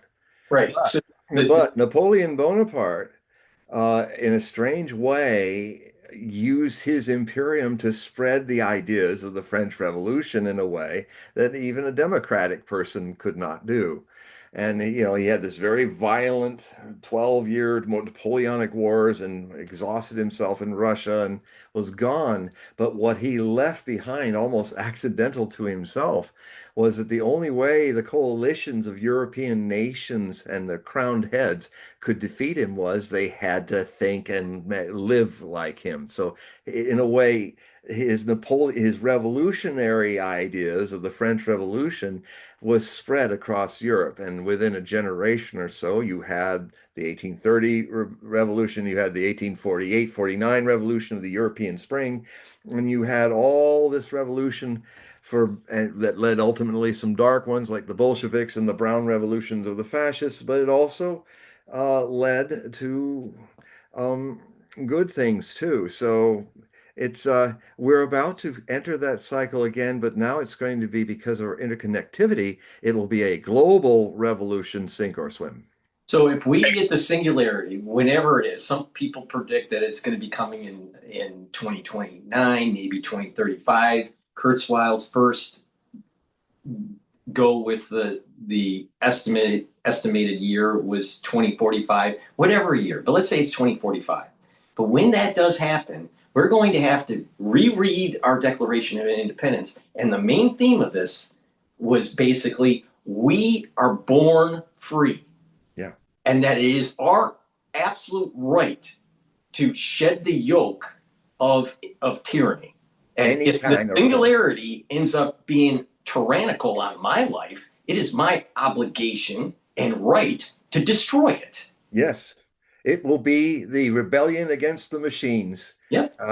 Herbert was a prophet, but he wasn't talking about something happening 10,000 years So all from these singularity, all these individuals that are aligned with the singularity and the Singularity Institute and really pumping all this AI stuff, what's going to happen is there's going to be a group of people that are going to channel their Caesar, Julius Caesar. They're going to march into Gaul. They're going to chop their heads off and put it on a pole, because this is not going to be acceptable to. But to then society. they will get home, and Caesar will become a god. And there's a wonderful passage in the series Rome, HBO series Rome, where Caesar has decided he's going to be declared a god, and he'll be the king, the emperor. Well, the reason why Mark Antony said, Caesar, are you a little worried that this might be hubris? Right. But then Caesar said, yeah, only if I fail. Right. But the reason why I picked Caesar, maybe I should pick Richard the Lionheart. I don't know. But the point here is that you need a group of people that are saying enough is enough with this, and we're not going to allow this to happen. And just because there was a lobby group that was able to capture Congress to allow this to happen doesn't mean it's right, and that we, the American Republic, needs to fix it. Now, we can fix it through a peaceful means with laws, or we can destroy it. Yeah. But I personally feel that with everyone that I've ever met that was tied to the Singularity Institute, that was tied into artificial intelligence funding, they're all crazy. Every single one of them is crazy. They're more than that. They're psychotic. Well, okay. I mean, some people can be crazy, right. Well, okay, and they can get over it. All right, but these people are the darkest. But they're definitely not. They're definitely not aligned with our constitutional republic. I would, if they want to make their little, Emperor Jones island empire, I would grant them the right, if they want I see what was to live in their own weird house, not in this country, but they can be somewhere else on their little desert island, trying to see who's the more singular than the other. Right, but the thing is that I see this as an existential threat on our constitutional freedoms and our life. It's everything. Just as much as the bioweapon development. Absolutely. This is crazy. This stuff is crazy, and it should. Well, as I said, this is the worst. We can survive nuclear war. We could survive bioweapons even, but this source of that is now trying to gain power. They are a becoming that has lost their soul. They've forgotten it. They've disconnected, and there's no good that's going to come from that. Only, you know what? It's interesting because you were talking about how we're in this new cycle, right? The Pluto cycle and all this. We may have that another civil war, but it's not about slavery. No. It's really shedding the yoke of tyranny of slavery of AI. So it's about slavery, but it's a very deeper, more dangerous one. Yeah, go ahead, Don. The last thing I want to throw in here is this idea that we're a species of amnesia. And I go back to Plato's, what do you say, allusion to Atlantis. There seems to be, and we see all now with LIDAR, all these civilizations buried in the jungles or underneath the oceans. That, I find it fascinating that nobody, especially in the universities, want to recognize that there seem to be these catastrophic events that perhaps reset civilization. And the question I have, are we basically having the same conversation that the previous civilizations were having at the time of destruction? And that's a serious topic that I think should be have, but it just doesn't seem to. All of these whatever apocalyptic or Armageddon, all these civilizations buried in the jungle, we don't want to necessarily discuss exactly perhaps what led to their destruction. It's just sort of more of an interest, like a shiny object. This is just interesting. Well, really understand. Well, the thing is, this is another whole world issue that I've kind of had it in my grandmother when I was just a few years old and just becoming cognizant of speech and all. She did something wonderful. She's a bit crazy, but she was a Rosicrucian and all that. My maternal grandmother from Hull, England, Yorkshire, lass, was she helped me not lose the thread of what it feels like between lives. And because she talked about it at a time when, and I was open to it. It's like I've bumped into children that have been allowed just to go their own way with the mystery, and I've often sat down with children where they describe very clearly that, oh yeah, I used to have an old beard and white hair like you did. And I say, well, yeah, well, tell me about it. And because I also remember who I've been before many times. And so she didn't, I retained the thread. And the other thing that she did, at first it really terrified me and my brother, but she talked a lot about Atlantis and a lot about the story of Atlantis, a very powerful, in fact, a lot of people that written books about esoterica books like Montgomery and her books with her guides said that most of the people that are incarnated in America are Atlanteans, and they have exactly the same potential of blowing everything up. Now, there's a lot of interesting possibilities. Even one of the earliest things I remember is I was watching some serial, 1930s black and white serial, and it was showing the moment when the baby Superman was being launched off of Krypton by his mother and father, and then because he had foreseen the sun was going to destroy Krypton, and they wanted to save their son. At least we could do that as they're hugging each other, and the world ends. And it really hit me, and it hit me in the strangest way. Is that Atlantis may not be actually a myth, but it as well as may not be actually something that happened here. But when you consider how many civilizations are out there, or people entities trying to create, becoming civilizations across all the countless planets of potential, it's quite possible that, and since the universe is at least 13 billion years old, now it's looking like it's even older. The story of some planetary society or an island, like an island's in the sea, it could be in the sea of stars as well.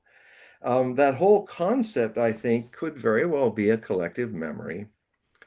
And the singularity thing could be a repetition potential of a civilization destroying itself, a planetary civilization destroying itself, and then those who all died in it end up being incarnated in worlds that have similar vibratory lessons to encounter.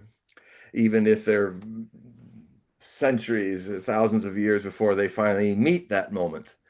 But I think it's very possible the human race is a bunch of Atlantean souls that ended up starting all over again on this planet, and now we're reaching a Fermi's paradox moment where there are certain high priests of power that are so deep into their egos that they want to spread their artificial intelligence all over the world as a tyranny, as a singularity, and that kind of pride that can end a world is now having its moment to test us all again.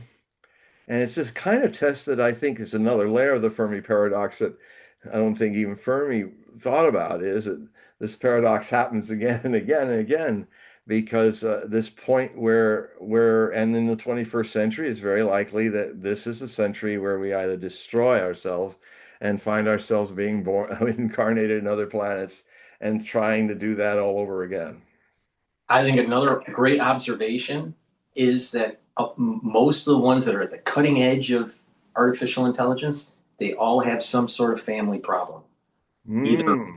Either they're, they family creation or that family unit, there's something lacking.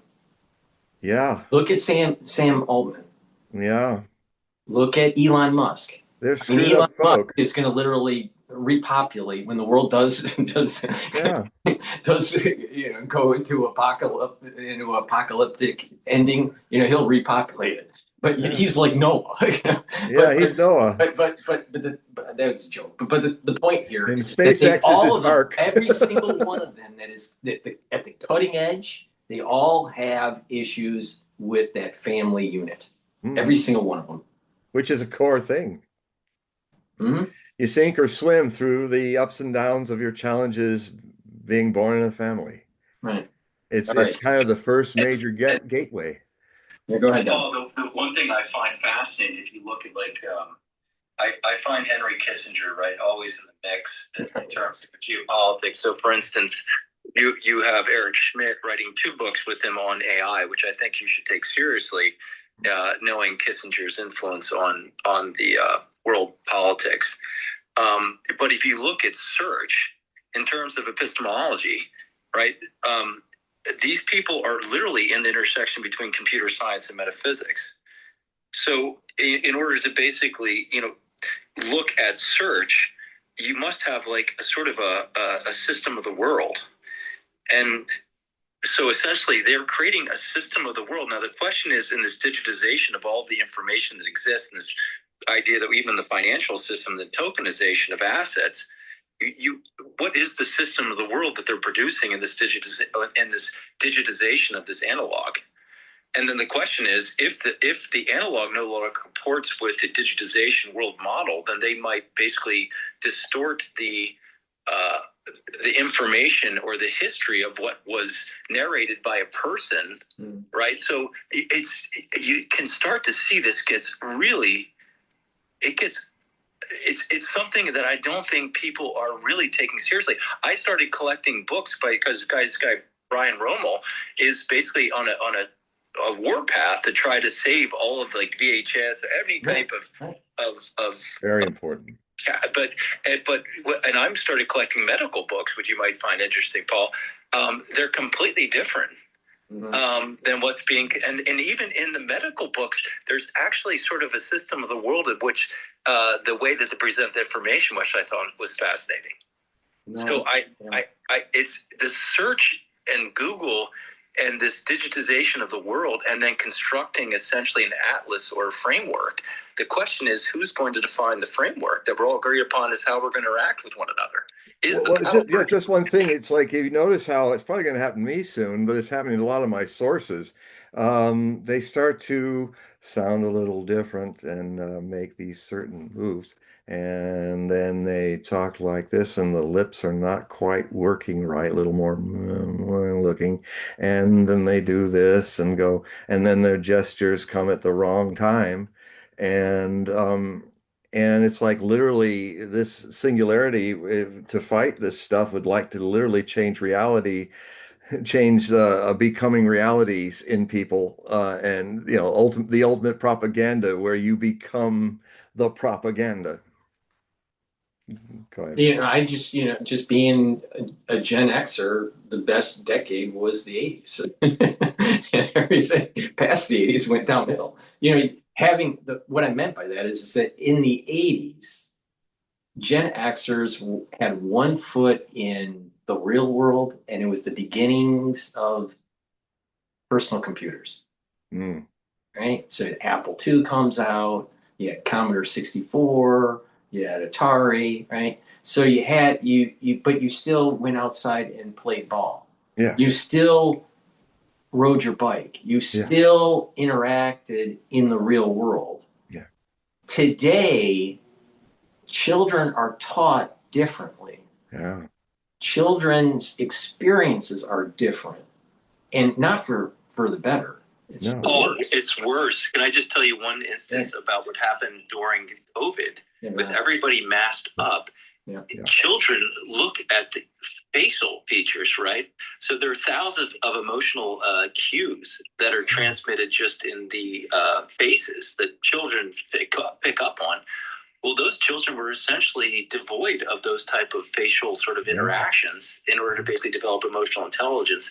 So, and if you ever interact with a child, it's like looking and trying to understand your facial features. You can make goofy features and they smile and so forth. Well, so the question is, if you're developing essentially a conformist society, right?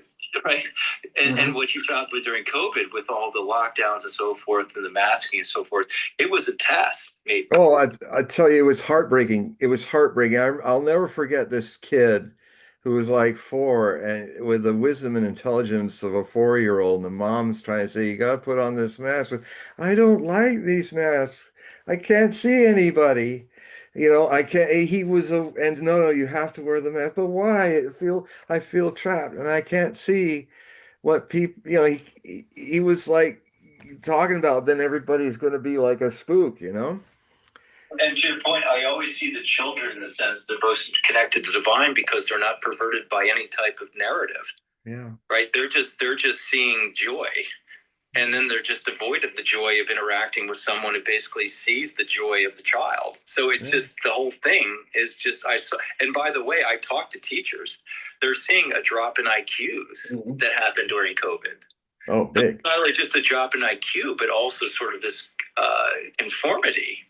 And this perhaps the development of sort of antisocial behavior that happened with the children that came out of that. Metropolis. It's Fritz Lang's Metropolis, everybody. It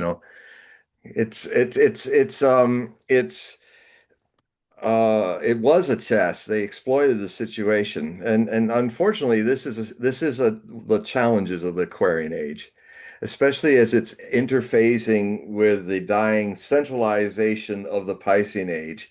These singularists and all are really in a desperate attempt to hold on to the dying Piscean Age, which in its heyday centralized everything, religions, power grids, freeways. It was all about connectivity and centralizing. The Aquarian Age in the next century is this revolution will be happening or not, is about decentralizing everything the Piscean Age centralized. Ultimately to the point where 100, 150 years from now, the ultimate goal of the Aquarian Age is the paradox of groups and masses of people in Aquarius in the age who are all sovereign individuals. And therefore, being sovereign individuals, they are the best people capable to live in community with other sovereign individuals. That's the political and social future in a nutshell of what the Aquarian Age is all about. And there's that part of those folks that what's such a perversion is that a lot of people who are dabbling into the science of the Aquarian Age are coming from a space that's very Piscean Age that wants to control everybody and centralize everything like the Piscean Age did. And it's now better because it's not just faith now. I can just turn you in a singularity into a believer of what I believe, and such a perversion of the. I mean, the centralization had its needs in the evolutionary collective advancement of human beings, but the Aquarian Age is going to dismantle all of that, and these people are the fighting against it. These singularists, they're fighting against it, and hopefully they will not succeed. John, can I ask you one question on this? Which I was just down in Washington D.C. and I saw at the Library of Congress. Um, it's a Neptune. What is the Greek name? Why am I drawing a blank? Poseidon. Poseidon coming out of the waters. This is in front of the Library of Congress. Mm. And I just find it fascinating, this idea of something coming out of the water, whether you go back to St. George, killing the sea dragon, or St. Michael, even back to Perseus, which you could go back to the Iran. It's this Kraken. Something coming out of the water. And I saw why is it that we have a pagan god, Poseidon, coming out of the water in front of the Library of Congress, which you could argue is essentially where this information that would lead to sort of this scientific, there's these deist people like Jefferson who came from the Enlightenment, with seeing this information as being fundamental, but yet it's Poseidon who's in front of it. Well, the Enlightenment is the child of the Renaissance. That was kind of the love of classical wisdom. The Dark Ages had erased that from the mindset. And talk about a big COVID moment when it comes to culture. The Dark Ages was the mask over all the beautiful knowledge and experience and enlightenment of the classical age of Rome and the Hellenistic Greek period and all of that. And fortunately, the monks in the middle of the Dark Ages, and especially the Arabs, who had a golden age during all of that, once Muhammad had kind of united them in one religion with one tongue. This was the time when algebra was being created, when we were in mud huts in Europe. Arabs were having their Renaissance, and the Arab literature was remarkable. They also translated all the classical things in Arabic, and then eventually a lot of people learned Arabic to translate it to the different languages of, well, Latin. And what basically, long story short, is the blundering crusaders, Richard the Lionhearted and all those folks who blundered into the Crusades, actually by accident discovered the advancements of the Arab world and brought them back into a renaissance, a resurgence of knowledge of the classics, the myths and all of that has become a very important element that has lasted and flowered in a deeper sense during the Enlightenment, which happened centuries later. So that's why Poseidon is there. That's why, because Poseidon is also the messenger of not only the oceanic, but because of tsunamis, Poseidon is also called the god of earthquakes. Well, I was looking at, I don't know if there's any connection you might be able to ascertain from Pluto, his connection to Pluto. But the one thing is it Pluto he's associated with, or Neptune? It would have been Neptune. Pluto is the lord of the underworld. Yeah, that would be underworld. Yes, I'm sorry. It would have been Neptune. My question to you is, where I was going with this, is there seems to be something that comes out of the ocean that resets civilization. So when we say this big thing like reset, life comes out of the ocean. All life came out of the ocean. I'm saying that Poseidon would be someone that would have come out of the ocean to reset civilization.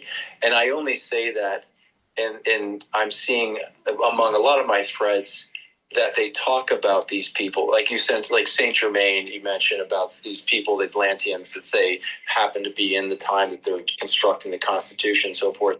But there seemed to be something that people talk about, these figures that come out of the oceans that help reset civilization on these Well, cities. the Fishman. The Fishman. Well, there were prophecies at the beginning of the Piscean Age that the great teacher of the Piscean Age would be called the Fishman. And Pisces is fish. And it's interesting that before the cross was later adopted as the Christian symbol, the symbol of Christianity was a fish.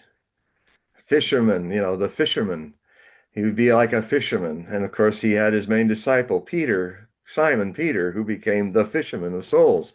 So, this very classic Piscean age, the fact that the Aquarian age has seen the onset of science, not an age of faith and belief, but an age of knowing. To not just a qualified faith, not knowing, trusting, but to know a reality is a reality. Well, see, John, I'm actually. But it's getting late. Paul needs to go to bed soon, and so I. Hey, John, and since I'm older than him, it's time for his bedtime because I'm in the Pacific Standard Zone here, so I still got a few hours. But I just. Can I agree with you, John? Quick thing before you go to bed. I agree. I'm now starting. Well, I'm not going to bed. I'm in several hours now. No, I'm actually agreeing with you, and I actually appreciate your insight here because I kind of think that you're describing this control grid that came out and reset this last civilization. Let's just say the Atlantean, which has basically been referenced recently by Graham Hancock, that whatever came out of the erosion never was going to create a resetting that would be commensurate with individual sovereignty, but would basically just was sort of continued this control grid mechanism. And now that they've reached this point, whatever it is that they were allowing us to discover that would help them in their control, now we're at a point where we might be able to recognize this Piscean sort of control grid, and we can break free of it if we can actually discover who it is that's actually. Otherwise, Don, we drown like Atlantis in the Piscean Oceanic of a bygone age and do not meet the Aquarian age, which is something completely individualized and different. Yeah, so thank you for that. I have to rethink everything. Thank you, Don. It was wonderful. I rarely get these kinds of conversations. It's wonderful. Thank you. All right, so we are near the end here. So, John, if you don't mind, just explain shortly to the audience how they can sign up for your periodicals and do a reading. Well, you can go to my X channel, and there's links at the beginning of each article and also at the end before we go into the samples of some of the other articles that happen in that Hogue Prophecy Report. I always start with a long 1 or 2 or even 3 articles for free, and then just click on the link that you'll see the options that are available. Click on the link, and you can become a 12-month for $60, or you can do a one-time and for $5 or a little more, just when you can afford to see some of these bulletins. I'm working on the next one right now for early July's publication. And you can also be an automatic pair where you $5 or a little more, you get set up, and the link will take you from my website to my PayPal page for purchasing and donations. And that's it'd be great if you guys help me out, because you will only see me in this house over my head if more and more of you can give something to keep, if you can, to keep these talks coming. And if you read me, it goes even deeper in things that go on, because I have the time to really break it down as well. So help support us with your financial support, whatever you can give.